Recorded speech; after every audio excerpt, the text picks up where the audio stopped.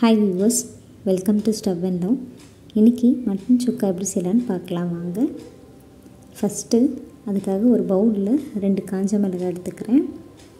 கொஞ்சம் பட்டை, கிராம்பு, பிரியாணி இலை, சீரகம் 1 ஸ்பூன், மிளகு 1 ஸ்பூன், தனியா முழு தனியா போட்டுக்கோங்க. என்கிட்ட பவுடர் இருக்கிறதுனால நான் பவுடர் ஆட் பண்ணிக்கிறேன். இது எல்லாத்தையும் நல்லா வறுத்துட்டு நல்லா மைய பொடி பண்ணி வச்சுக்கோங்க.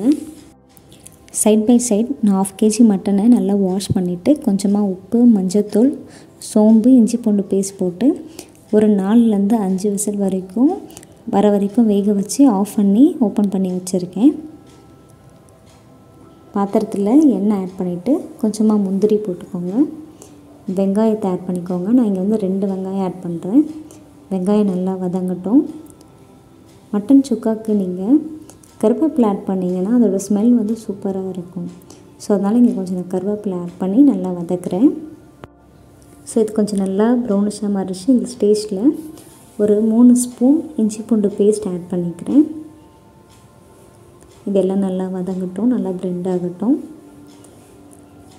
நம்ம ஆல்ரெடி ஒரு பொடி ரெடி பண்ணி வச்சுருக்கோம் இல்லைங்களா, அந்த பொடியை இந்த ஸ்டேஜில் கொஞ்சம் கொஞ்சமாக ஆட் பண்ணிக்கணும்.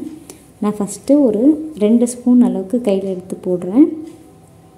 போட்டு நல்லா மிக்ஸ் பண்ணி விடுங்க.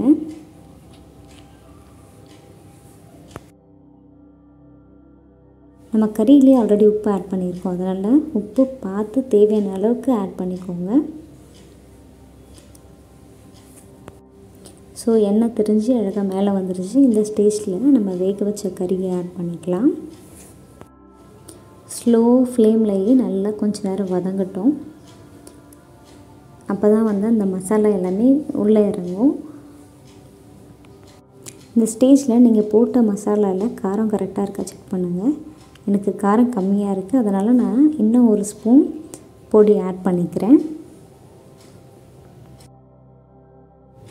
நல்லா ஸ்லோ ஃப்ளேம்லேயே ஒரு 10 மினிட்ஸ் வதங்கட்டும். நல்லா மிக்ஸ் பண்ணிவிட்டு க்ளோஸ் பண்ணிவிடுங்க.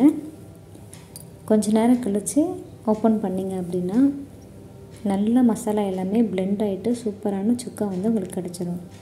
ஸோ இங்கே பாருங்கள், நம்மளோட சுக்கா எவ்வளோ பர்ஃபெக்டாக வந்திருக்கு. காரம், உப்பு எல்லாமே கரெக்டாக இருக்குது. லாஸ்ட்டில் இறக்கிட்டு நீங்கள் கொஞ்சம் கொத்தமல்லி ஆட் பண்ணிக்கலாம். மறக்காமல் ட்ரை பண்ணுங்கள். Give us support and subscribe.